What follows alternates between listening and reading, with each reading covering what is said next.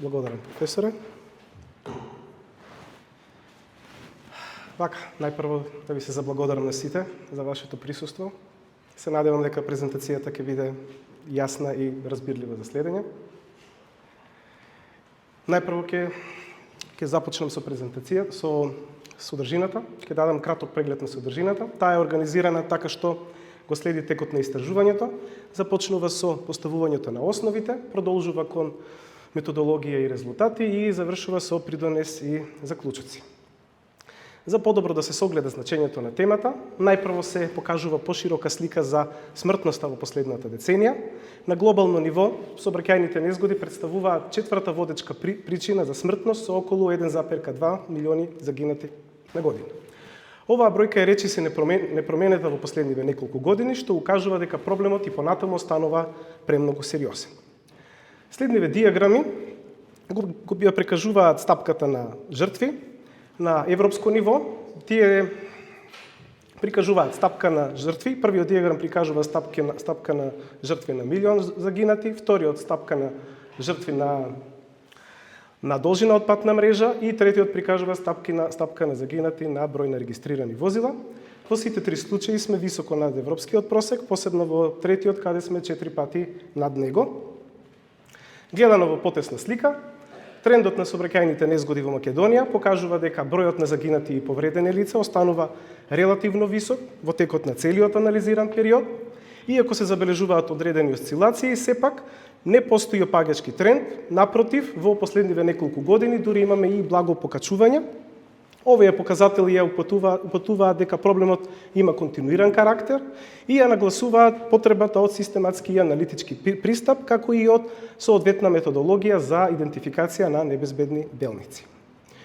Проблемот на сообраќајните незгоди се карактеризира со континуирано висок број на загинати и повредени, како и неравномерна распределба на ризикот долж патната мрежа. Дополнително, податоците често се разнородни, а одлуките се носат за интервенции без некои јасни критериуми. Поради тоа, во истражувањето се применува системски пристап, базиран на анализа на делници од главната патна мрежа. Пристапот ги интегрира сите показатели, се темели на геореференцирана основа за нормализација, како и користи тежински индекс на сообраќајни незгоди, како основа за рангирање, при што процената на ризикот се врши врз комбинација преку повеќе методи. Врз основа на претходно прикажаното, како специфични проблеми може да се истакнат недостатокот на системско рангирање на ризикот и фокусот на поединечни локации. Како предмет се разгледува магистралната патна мрежа со опфат на показатели од пат, сообраќај и околина, а целта е да се обезбеди споредлива процена на ризикот при утврдување на приоритети за интервенции. Главната теза се базира на примена на методи од машинско учење за рангирање на ризикот по делници, додека хипотезите се насочени кон интеграција на различни показатели и идентификација на сложени и нелинеарни врски. Прегледот на претходните истражувања покажува дека најчесто постои фокус кон ограничени локации и кон мал број на параметри, односно истражувањата покажуваат дека најчесто се третираат специфични локации со поголем број на параметри или пак континуирани делници со помал број на параметри. Во овој дел се прикажани користените податоци. Анализата ја опфаќа магистралната патна мрежа, патиштата од А категорија, таа вклучува автопатишта, експресни патишта и патишта со две сообраќајни ленти. Вкупниот опфат изнесува околу 1300 км и е поделен на 161 патна делница. Во анализата се вклучени вкупно 24 параметри, истите се разгледани во напречен коридор од 100 метри, при што податоците се обезбедени од институционални извори и од теренски увид. Теренскиот увид е реализиран со GPS камера, модел DOD, кој покрај видеоснимањето овозможува и добивање податоци за координати, брзина, бочно и подолжно забрзување и дополнително овозможува приказ во OpenStreetMap и во Google Earth, каде што паралелно може да се согледа и надолжниот профил на трасите. Во продолжение се прикажани параметрите што ги опишуваат карактеристиките на патот. Тие ги опфаќаат геометријата, коловозната конструкција, прегледноста, густината на патни јазли и мостови, како и сообраќајната сигнализација. Покрај карактеристиките на патот, во базата на податоци се вклучени и параметри поврзани со околината, сообраќајот и незгодите, Кај околината се користат податоци за просечни годишни температури, како и врнежи од дожд и снег, а сообраќајните услови се опишани преку просечниот годишен дневен сообраќај и ограничувањето на брзината. На крај, како излезна променлива е тежинскиот индекс на сообраќајни незгоди, кој представува комбиниран показател кој ги зема во предвид и сериозноста на различните типови на незгоди. Во овој дел се прикажани методолошките чекори за понатамошната анализа, тие се помошни чекори. Кластер анализата се користи за групирање на делниците во природни групи со слични карактеристики. Класичната анализа врши поделба по делници, додека фјучер анализата врши поделба по параметри. Анализата се спроведува со 3 методи за формирање на групи, а валидацијата се прави со внатрешни мерки што ја оценуваат компактноста и разграничувањето на групите. Иницијалните техники се користат за идентификација на методи кои најдобро ги препознаваат варијациите во податоците и со кои може да се продолжи во понатамошна анализа. Како главен критериум за селекција се користи коефициентот на детерминација, при што се задржуваат моделите со важност, со вредност поголема од 50%. Анализата на влијателни параметри пак овозможува утврдување на рангирањето и значењето на променливите, таа се спроведува со шап алгоритам и со пермутацијска важност, а добиените вредности се нормализираат за да се добие една конечна ранг листа на влијателни параметри. Следно се прикажани трите главни методолошки пристапи. Интегративната формула се конструира со полиномна регресија од втор степен. Параметрите овде во регресијата се вклучуваат постепено, почнувајќи од 3 највлијателни кон помалку влијателни, при што континуирано се следи коефициентот на детерминација за да се утврди конечниот број на променливи. Моделот се калибрира со 3 регресиони варијанти, се проверува дополнително на независен тест дел, при што се оценува зависноста на параметрите во однос на тежинскиот индекс на сообраќајни незгоди. Тренираните модели се базираат на исти методи од иницијалните техники и иста подреденост на параметрите според влијателност. Параметрите повторно се додаваат по редослед на влијателност, почнувајќи од 5 највлијателни. Потоа моделите се споредуваат со коефициентот на детерминација за да се провери оптималниот број на параметри кои најдобро ги објаснуваат варијациите. И кај баесовите мрежи најпрво се врши дискредитација на променливите, пошто се учи структурата на мрежата со различни алгоритми. Овде валидацијата овозможува проверка на тоа колку добро моделот ги опишува зависностите меѓу факторите и колкава е веројатноста од појава на ризик. Со овој слайд започнува делот со анализа и резултати. Најпрво се прикажани резултатите од кластер анализата преку 3 различни пристапи. Првите два методи VART и K-means даваат слична општа поделба во 2 групи. Овде компактноста е и средната статистичка разлика се во умерени граници. Последниот модел, Гаусовиот мешан модел, овозможува подетално разграничување, при што делниците се распределени во 6 групи со најизразена статистичка разлика меѓу кластерите. Како дополнување тука е прикажан диаграм на расејување со распределба на делниците според добиените кластери. Овде секоја точка представува една делница, додека секоја боја представува одреден кластер. Од вкупниот приказ може да се забележи дека дел од групите се јасно одвоени, додека кај дел од нив постои и делумно преклопување. Во овој слайд се прикажува резултатот од кластерирањето на параметри, односно фјучер анализата, со што се добива увид на нивната меѓусебна поврзаност. Дендограмот покажува дека параметрите се групираат според нивната меѓусебна сличност. Вертикалната оска го прикажува растојанието на корелација, што значи помала вредност означува поголема сличност, а поголема вредност означува поголема разлика меѓу параметрите. Параметрите што се поврзуваат на пониско ниво имаат слично однесување и тие може да формираат заеднички групи со слични карактеристики. Овде од диаграмот може да се издвои само еден единствен кластер, а тоа се кластерот на параметрите од околината. Во оваа фаза се врши селекција на методи врз основа на нивната способност да ја објаснат варијацијата во податоците. Претходно беа тестирани 20 методи со машинско учење со поделба на тренинг тест 90-10. Од овие 20, 11 покажаа најдобри резултати и беа задржани за подетална споредба. Во овој чекор анализата се спроведува на построг критериум и поделба од 80-20, тренинг тест, и се поставува минимален праг на коефициент на детерминација од 50%. На овој начин се прави конечен избор на методите што продолжуваат во понатамошната анализа. Резултатите овде покажуваат дека методите Decision Trees, AdaBoost и Extra Trees покажуваат највисоки вредности на коефициентот на детерминација, со што најдобро ја објаснуваат варијацијата во податоците и се издвојуваат како кандидати за следните чекори на моделирање. Со помош на претходно избраните методи е спроведена анализа на влијанието на поединечните параметри.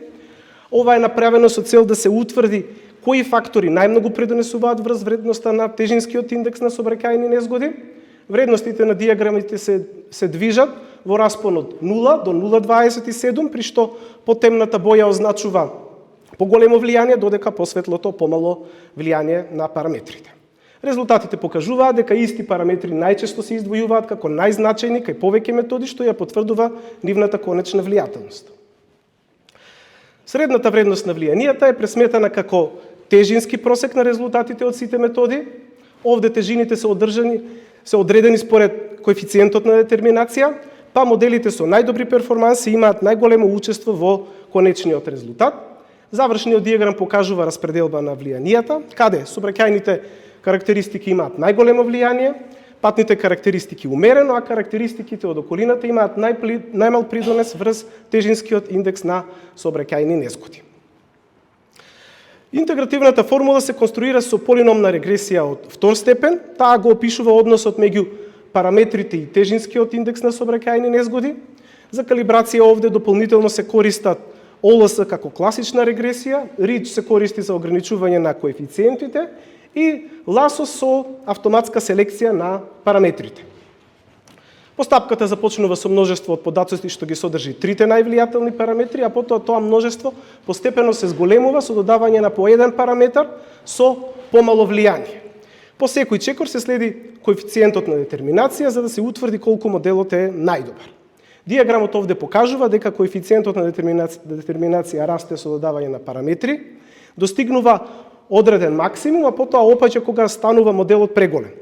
Најдобар резултат се добива со 7 параметри, кога моделот е доволно точен и доволно едноставен. На следниот слајд е прикажан конечниот облик на интегративната формула. Таа се состои од 7 параметри и вкупно 36 членови, со што се опишува нивното заедничко влијание врз тежинскиот индекс на сообраќајни незгоди. За дополнителна проверка е спроведена класификациона валидација која оценува колку успешно моделот ги проценува ризичните делници.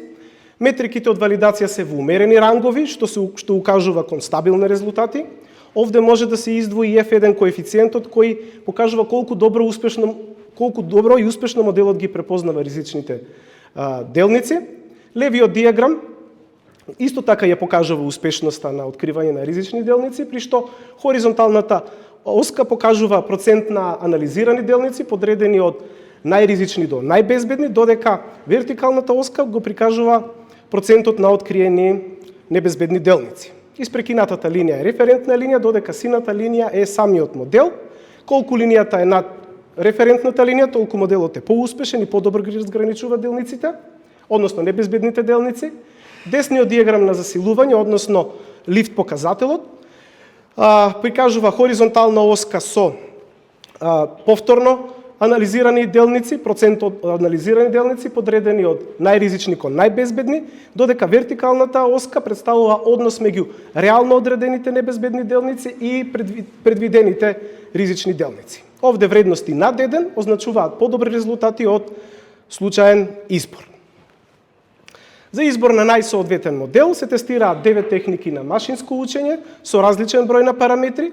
Анализата започнува со множество од 5 највлијателни параметри, а потоа тоа множество постепено се зголемува со додавање на еден параметар помал по влијание.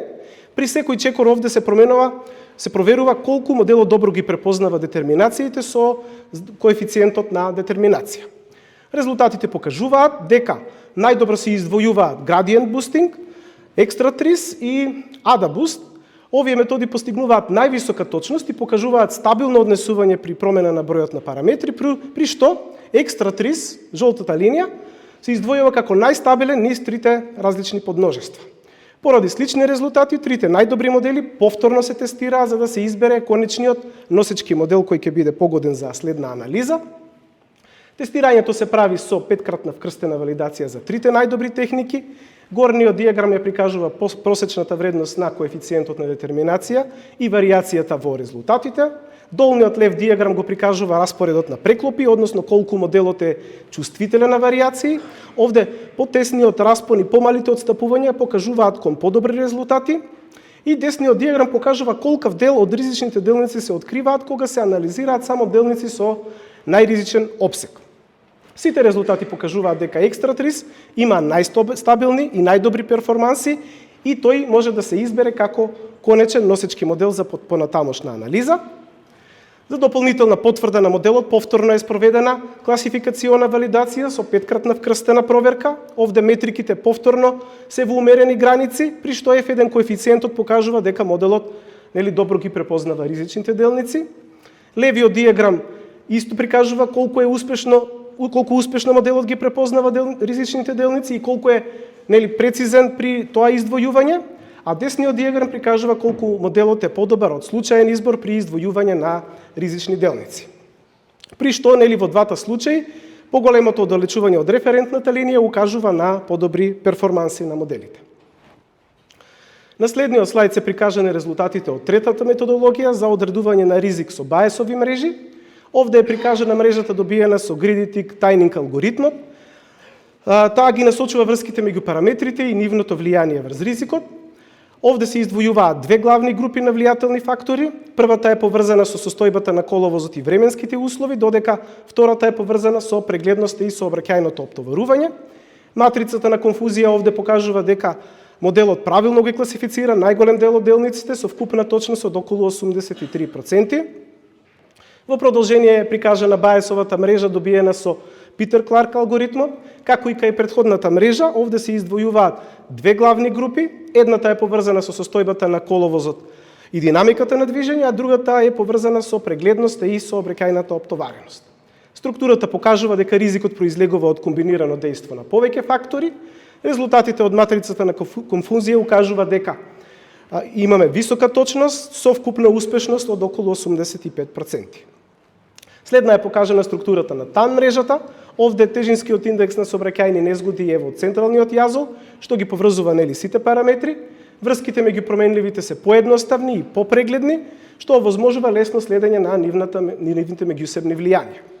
Резултатите од 5-кратната вкрстена валидација покажуваат точност од 57%.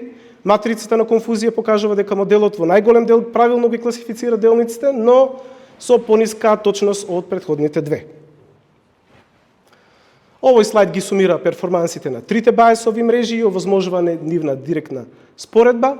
Калибрациониот диаграм долу ги прикажува усогласеноста меѓу проценетите и реалните вредности. Овде е важно моделот да биде блиску до идеалната линија. Рок диаграмот десно ја прикажува способноста на моделите да го разликуваат нивото на ризик, при што овде оддалеченоста од кривата на референтната линија е исто така важноста, која треба да се запази.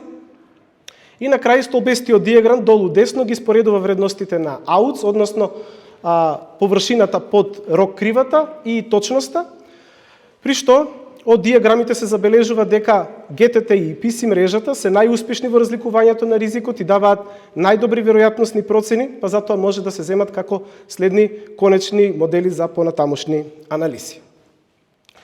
Категоризацијата на ризикот е направена врз основа на пресметаниот тежински индекс на сообраќајни незгоди. Тој е добиен со реално регистрирани незгоди. Целта е јасно да се одредат нивоата на ризик. Применети се 4 пристапи за категоризација со различни распределби. Конечните рангови се утврдени како средна вредност од сите овие методи и се порамнети на чисти броеви. Овде најголем опсек е распределен на делниците со висок ризик. Картата ја прикажува просторната распределба и овозможува брзо да се издвојат најризичните делници. На овој слайд е прикажана надворешната валидација на методологијата. Таа е направена преку анализа на 3 дополнителни делници од регионалната мрежа. Целта е да се провери применливоста на пристапот надвор од основниот примерок. Диаграмот ја прикажува споредбата меѓу реално пресметаните вредности на тежинскиот индекс и реално и добиените вредности од основните модели. Резултатите покажуваат дека методите даваат усогласена класификација, при што делниците најчесто се во умерена зона. Ова укажува на стабилност и точност на предложената методологија при направена независна проверка. Во овој дел се прикажани научниот придонес и практичната примена на истражување. Во научна смисла, трудот предлага универзална методологија која комбинира статистички методи од машинско учење. Дополнително методологијата врши заедничка анализа на повеќе показатели со што се дефинираат клучните фактори што влијаат на ризикот. Преку просторна анализа се утврдуваат ризичните патни делници, а предложената методологија може да се примени и на останати патишта. Од практичен аспект, пристапот овозможува идентификација на ризични патни делници, добро планирање на интервенции и дефинирање на приоритети за инвестиции во патиштата. Методологијата може да се користи при проектирање, како и при ревизија и инспекција на безбедноста на патиштата. Дополнително може да послужи и како алатка за стратешко планирање на безбедноста на државно ниво. За крај, може да се издвоја следниве заклучоци. Во истражувањето е применет системски пристап за дефинирање на приоритети за подобрување на патната мрежа, развиена е интегративна методологија базирана на податоци и модели. Анализата се спроведува на ниво на патни делници, при што се интегрираат параметри од пат, сообраќај и околина, и преку дополнителен аналитички пристап се издвојуваат клучните фактори што влијаат врз ризикот. Од трите главни модели може да се потенцира дека интегративната формула овозможува брза и контролирана примена, тренираниот модел овозможува детална анализа на патната мрежа, додека БАЕС-овите мрежи овозможуваат веројатност на процена и поддршка при стратешко планирање. Просторното планирање ја прави анализата директно употреблива на терен, а пристапот да е применлив и на останатите патни мрежи. Ви благодарам на вниманието.